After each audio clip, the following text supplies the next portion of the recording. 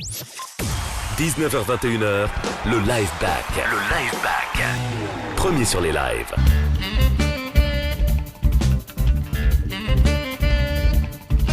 Guillaume Perret, un artiste programmé dans le cadre de la saison culturelle de Chamonix, une montagne de spectacles. Il sera en concert ce samedi à 20h30, salle du Majestic. Il est avec nous en plus. Bonjour à toi Guillaume. Salut. Alors tu nous viens d'Annecy et tu as commencé la musique très tôt. À quel âge et avec quel instrument? Je voulais faire du sax à 6 ans, j'ai pas pu en faire de suite parce qu'il faut avoir les dents définitives.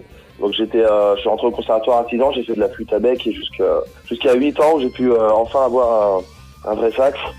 Et puis là j'ai commencé quoi. Tu as enregistré 3 albums au sein du collectif de jazz qui s'appelait Le Bocal, c'est ça? Ouais, il existe toujours. Hein. Il existe toujours, d'accord. Mais après toi en 2009, tu as décidé de créer ton projet. Exactement. Je jouais beaucoup en Suisse parce que j'avais beaucoup de travail là-bas, que c'était un peu dans la région. Et puis je suis venu à Paris parce que je connaissais personne en France et personne me connaissait. Donc je suis venu à Paris sans connaître personne et j'ai fait le tour des jams jusqu'à ce que je trouve un peu de boulot. Ensuite j'ai trouvé mes musiciens. J'ai attendu d'être assez mûr en fait avec toutes les expériences que j'ai fait, de tous les styles de musique différents pour signer un premier album en fait sous mon nom. Voilà. D'accord. Et c'est comme ça que tu as construit ton univers?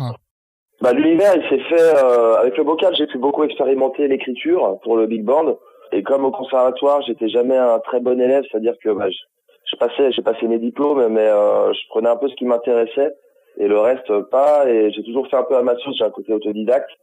Et je fais des choses des fois qui sont pas selon les règles et je mélange tout ce que j'aime et ça. J'ai mis un moment avant de comprendre que c'était devenu un peu un style quoi. Beaucoup de choses différentes m'inspirent et j'essaie de les rassembler pour créer une esthétique.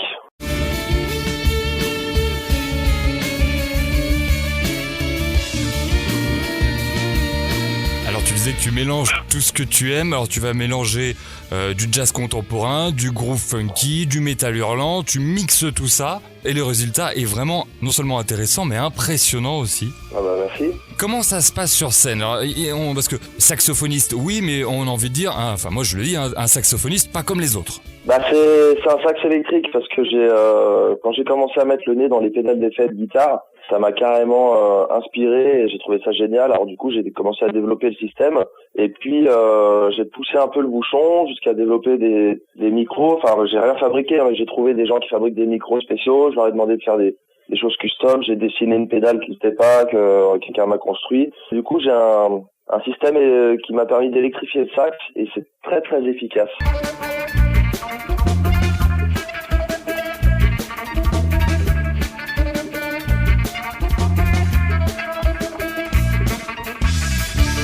Et alors sur scène, tu es pas tout seul? On est 4. Alors ils font quoi les autres à côté? On est vraiment une vraie famille. On est devenus vraiment frangins. C'est-à-dire qu'il y a une vraie énergie de groupe. Et il y a Johan Serra qui est à la batterie et au sampler. Philippe Bussonnet qui est un bassiste qui a un son énorme qui est à la basse électrique. Jim Grandcamp, Funky Man à la guitare. Côté album, il y a un EP qui est déjà sorti avec en attendant la sortie de l'album. Il est prévu pour quand l'album d'ailleurs, le prochain album? En fait, on a sorti le premier album en 2012 qui porte le nom du projet en avril 2012. Ensuite, un an plus tard, on a sorti l'EP de titres. Et pour septembre, là, on va sortir le prochain album pour début septembre. Là, tu as dit un EP 2 titres. Oui, le premier fait 7 minutes, un peu plus de 7 minutes.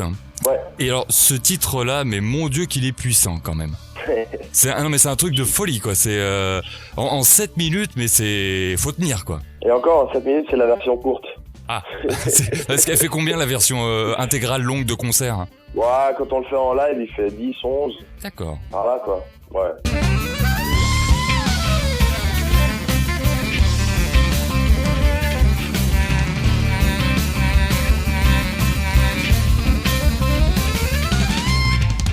Et alors ce morceau-là, il t'est venu comment? Est-ce qu'il a une histoire? Le titre c'est Shoebox. Shoebox, c'est la boîte à chaussures. C'est une période de vie un peu étrange où j'avais dû quitter mon appart pour quelques temps et j'étais toujours à Paris et un pote, j'ai un pote contrebassiste qui qui habite à la campagne et qui a un mini appart quand il vient bosser à Paris, et c'est vraiment une botte à chaussures, quoi. C'est un tout petit truc. Et c'était une période assez intense en termes d'émotions amoureuses, et en même temps en termes j'étais en train aussi d'envoyer les premiers mails à John Zorn par rapport à l'album qu'on venait de finir, le premier album. Et il me répondait de manière super positive, avec beaucoup de compliments et tout, donc c'était une période assez forte. Et puis ce morceau s'est mis en place un peu dans ce mini appart qui était comme une boîte à chaussures, donc shoebox, quoi. Alors c'est un morceau qui est plein d'énergie, plein d'ondes positives, et à contrario, toujours sur cette EP là, il y a le titre Doors. On se retrouve dans un univers sombre, on entend de l'orage, il y a de la pluie, on se croirait sur le quai d'un train qui d'ailleurs est en train de partir, ou est-ce qu'il arrive, je sais pas, mais c'est extrêmement sombre, ça fait même un peu flipper quand même. Ah, c'est cool.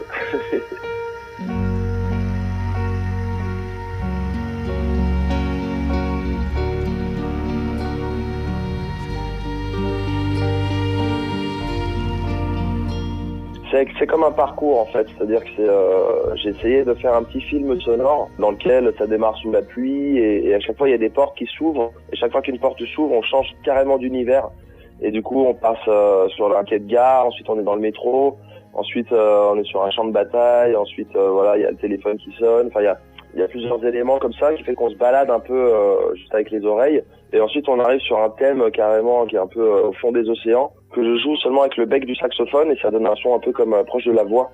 Mmh. Pourquoi avoir choisi ces deux titres-là pour l'EP ? Ils sont très différents, et puis c'est deux titres que je trouvais assez forts, en tout cas au niveau de ce qu'ils racontent, et assez représentatifs des deux directions dans lesquelles j'aime bien travailler, c'est-à-dire le côté rock énergique qu'on voit le pâté, et qui avec du riff, de la disto, tout ça, et le côté planant et surtout plus émotionnel en fait, qui est une dimension super importante pour moi, et le côté de raconter des histoires en fait, de travailler le sound design et d'avoir des éléments qui nous font vraiment voyager juste à l'écoute. Eh bien j'ai envie de dire vivement le mois de septembre pour la sortie de l'album, et puis vivement également ce samedi pour aller t'applaudir à la salle du Majestic à 20h30 pour ce concert dans le cadre de la saison culturelle de Chamonix, une montagne de spectacles. Merci Guillaume. Merci beaucoup. Merci bien, ne change rien, et puis vivement en septembre, vraiment pour l'album. 19h21h, le Live Back. Le Live Back. Premier sur les lives.